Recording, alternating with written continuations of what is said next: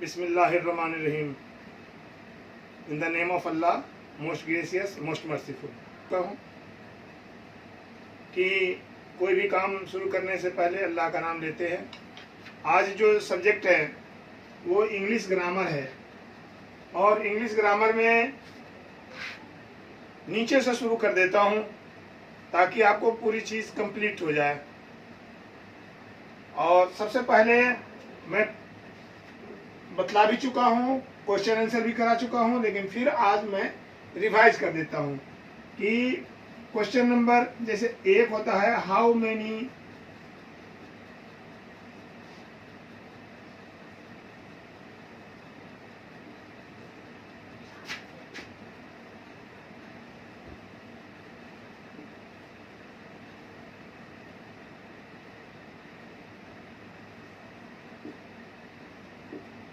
How many alphabet. सबसे पहले है कि अल्फ़ाबेट जो है वो कितने तरह के हैं। तो अल्फ़ाबेट जो है आपको 26 है। कितना है अल्फ़ाबेट, कितने हैं 26 अल्फ़ाबेट। आंसर में आप क्या लिखेंगे sir? There are 26। There are 26 alphabet.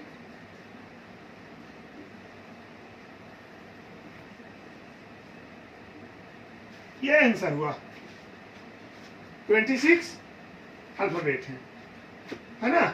उसके बाद question number 2, how many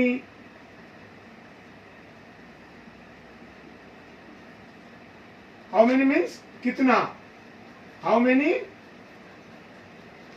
vowels।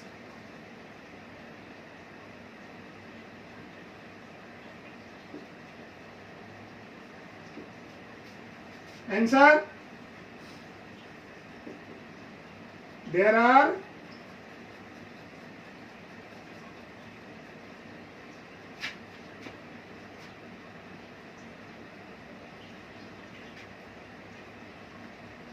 5 vowels।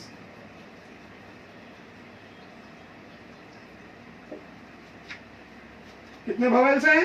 5। कौन कौन? ए, E, I, O, you. A, E, I, O, you क्या है? ये वॉवेल्स हैं। क्या है? वॉवेल्स। अब बाकी आप 26 में से 5 निकाल दो, कितने बचेंगे? कितने बचेंगे? 21।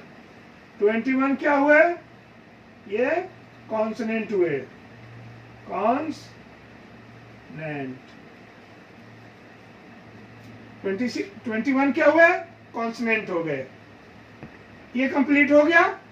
अब ऐसे आप देख करके भी लिख लेंगे, जैसे मैं बोल भी देता हूं फिर एक बार। How many alphabets, how many alphabets. Sir लिखे या ना लिखे? There are 26 alphabet. अल्फाबेट्स कर दीजिए, ठीक है। How many vowels? There are 5 vowels, A, E, I, O, U. बाकी जो बचता है 21 वो है कॉन्सोनेंट होता है। ऊपर क्लास में जब हम जाएंगे तो हम आपको बतलाएंगे, इसमें डब्ल्यू और वाई जो होता है वो सेमी वोवेल, आधा वोवेल आधा कॉन्सोनेंट। ये जो है कंप्लीट हो गया।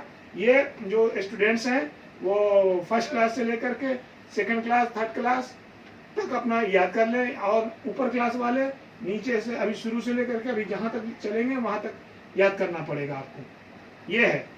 अब उसके बाद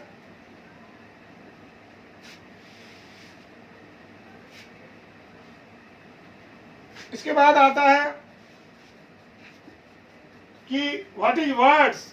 वर्ड क्या है? वर्ड क्या है? तो वर्ड का डिफिनेशन अब मैं लिख रहा हूं, आप लिखें वर्ड, वर्ड इज। यहां ऊपर में मैं लिख देता हूं या यहाँ यहाँ यहाँ ऐसे लिख देता हूं वर्ड का definition. Word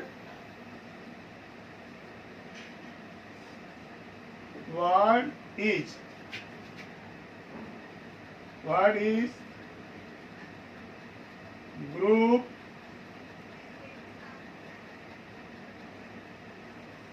group of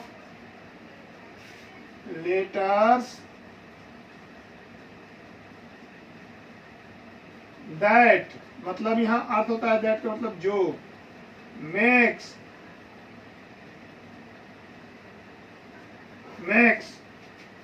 complete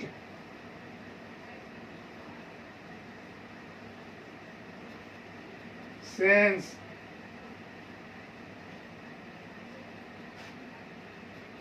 is called, वह कहा जाता है क्या? Word.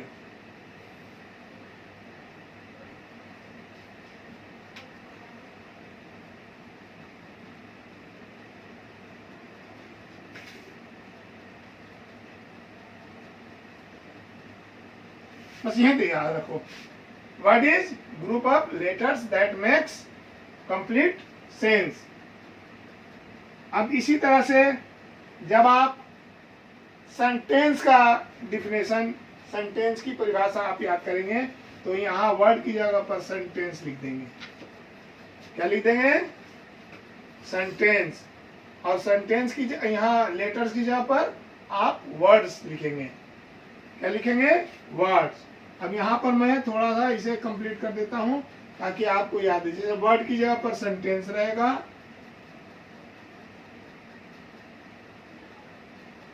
sentence is group of words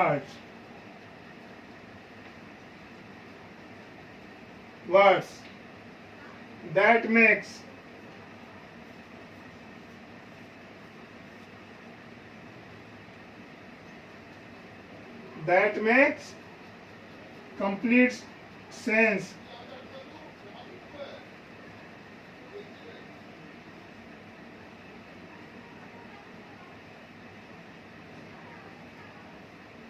is called sentence। तो यह 1 नंबर पर इसको याद करेंगे और इसको जो है 2 नंबर पर। अब आप इसको देखें, इसको मैं हट जाता हूं ऐसे, आप देखें ये सेंटेंस का है। Sentence is group of words that makes complete sense. फिर उसके ये अकॉर्डिंग टू बुक आपके पढ़ा रहा है। मैं आपको इसके पहले हालांकि मैं बता दिया था कि word is collection of meaningful letters, और ये सेंटेंस का बता दिया था कि sentence is collection of meaningful words is called sentence. लेकिन जो किताब में आपकी है, आपको किताब की सुविधा के हिसाब से मैं पढ़ा रहा हूँ। अब अपनी बुक्स देखेंगे, बुक्स के हिसाब से आप ये करेंगे। आपको मैं सिर्फ समझा रहा हूँ, बाकी जो एग्जाम्पल है वो अपनी किताब से आप देखेंगे। इसके बाद जब हम ये से कंप्लीट कर लेते हैं तो हम आगे बढ़ते हैं फिर कि सेंटेंस कितने तरह के होते हैं। वो आपकी बुक्स में है, नीचे वालों की बुक्स में नहीं है, उनके लिए मैं बोल रहा हूँ। ऊपर के क्लास वालों के ये में है। सेंटेंस जो है वो 6 प्रकार के हैं। इसको हम इंग्लिश में कैसे बोलेंगे? How many kinds of sentence, how many kinds of sentence, या how many types of sentence, यानी कितने प्रकार की सेंटेंस होते हैं। There are 6 kinds of sentence. There are 6 kinds of sentences. अब कौन कौन? पहला होता है असर्टिव सेंटेंस, जो आपकी बुक में है। इसको हम असर्टिव भी बोलते हैं, अफर्मेटिव भी बोलते हैं। क्या बोलते हैं? असर्टिव भी बोलते हैं और अफर्मेटिव भी बोलते हैं। अब अपनी किताब में बुक्स में देखेंगे।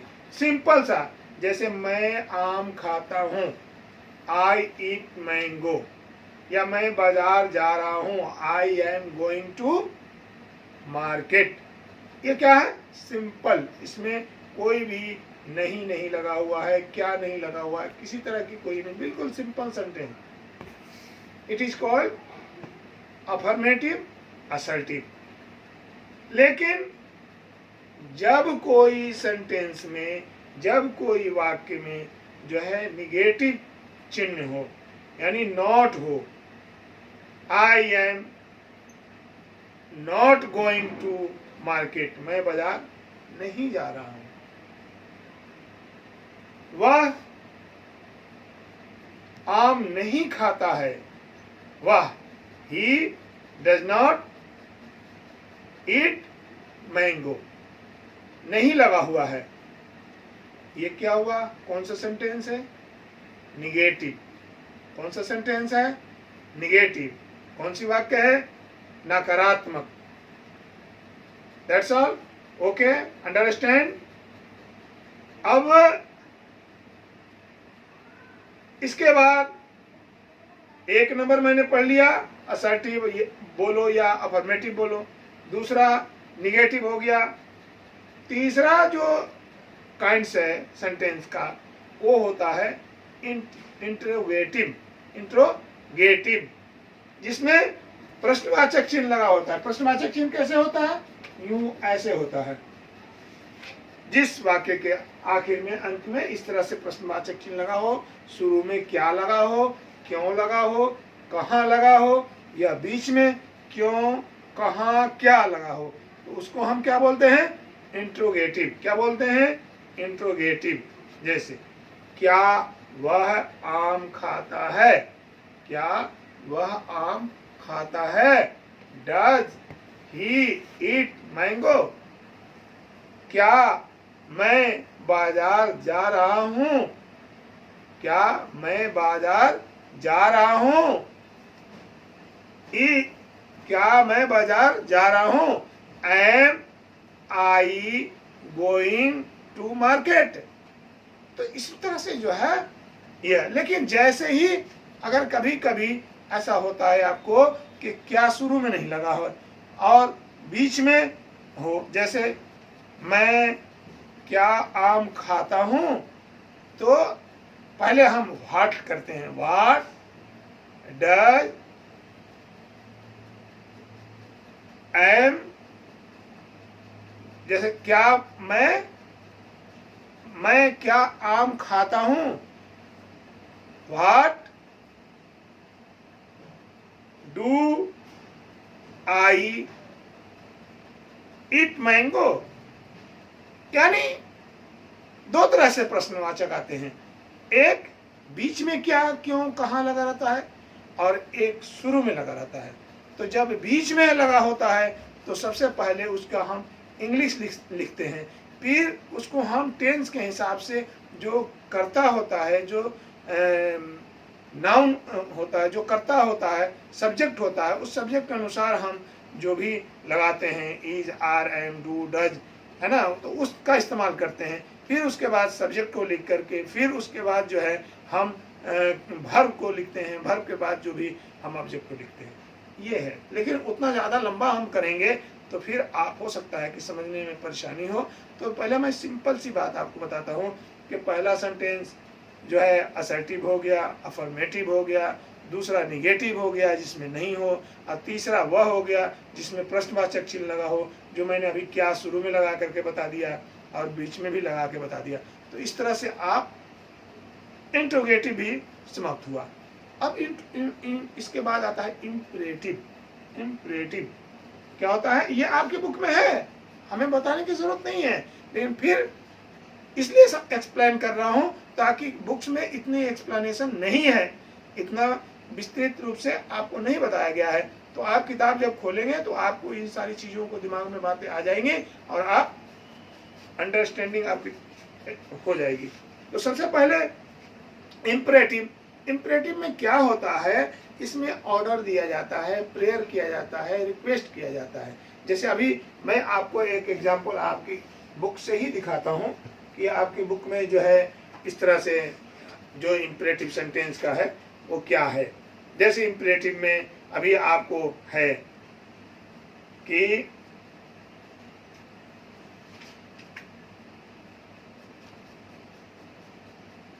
शॉर्ट में है, अभी मैं अपने ही से बता देता हूं।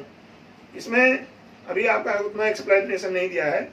जैसे मान लिया जाए हम अभी क्लास में जब एंट्री करते हैं तो हम अपने सर से क्या पूछते हैं, सर मे आई कम इन। तो हमने परमिशन मांगा, तो ये क्या हुआ, ये इंपरेटिव सेंटेंस होता है। या जब सर बोलते हैं आपको प्लीज सिट डाउन, बैठ जाओ, ये क्या हुआ, इंपरेटिव सेंटेंस। अब इसके बाद इंपरेटिव सेंटेंस के बाद जो है आपका आता है एक्सक्लामेटरी। एक्सक्लामेटरी में जैसे हम कहते हैं मार्वेलस, वेल डन, तो इस तरह से दुख होता है तो अल्लाह बोलते हैं। तो इस तरह से जैसे कोई शौक होता है तो हम आह को अल्लाह बोलते हैं, है ना। तो ये आपकी बुक्स में है, इसे आप देखेंगे। लेकिन एक होता है ऑप्टेटिव, छठा जो सेंटेंस होता है, छठा जो सेंटेंस होता है और ऑप्टेटिव, इच्छा बोधक। यानी अगर मैं राजा होता तो अपनी प्रजा की भलाई करता, अगर मैं चिड़िया होता, पंख होता तो मैं आसमान में उड़ता। ये है 6। तो हमने आज जो है सेंटेंस के संबंध में पढ़ा, और सेंटेंस हमने बतलाया कि 6 तरह की सेंटेंस है ना। वो आपकी बुक्स में है, वो आप देखें। हमने आपको सारी एग्जाम्पल बता दिया, और इसे जो है आप याद करना है। आपको सिर्फ पढ़ाने से नहीं होगा, अब आप इसे याद करना शुरू करें। हमने वर्ड की परिभाषा, वर्ड की डिफिनेशन कई मरतबा लिखवा दिया, आज फिर फाइनल लिखवा रहा हूँ। इसे मैं सुनूंगा स्कूल खुलते ही। इसे जो है आप वर्ड की डिफिनेशन, सेंटेंस की डिफिनेशन, आप इसे कंप्लीट याद करें। हाउ मेनी अल्फाबेट, ये सब बिगिनिंग की है, ये 1 और 2nd और 3rd वालों के लिए है, यहाँ तक जितना लिखा गया है। इसके बाद जो 4th से लेकर के 8th क्लास तक के स्टूडेंट्स के लिए है कि यहाँ से लेकर के काइंड्स ऑफ सेंटेंस तक और 4 एग्जाम्पल तक। यानी एग्जाम्पल भी आपको बतलाना पड़ेगा कि 1 सेंटेंस कि आपका जो है अफर्मेटिव असर्टिव कौन सा है, इंट्रोगेटिव कौन सा है, निगेटिव कौन सा है, उसके बाद इम्परेटिव कौन सा है, एक्सक्लेमेटरी कौन सा है, ऑप्टेटिव कौन सा है। ये सारे सेंटेंस को आपको याद करना है विद एग्जाम्पल, और उसके बाद तब जाकर के दूसरा चैप्टर आपकी शुरू होगी। ये पहला चैप्टर आज ग्रामर का समाप्त हो गया। Thank you.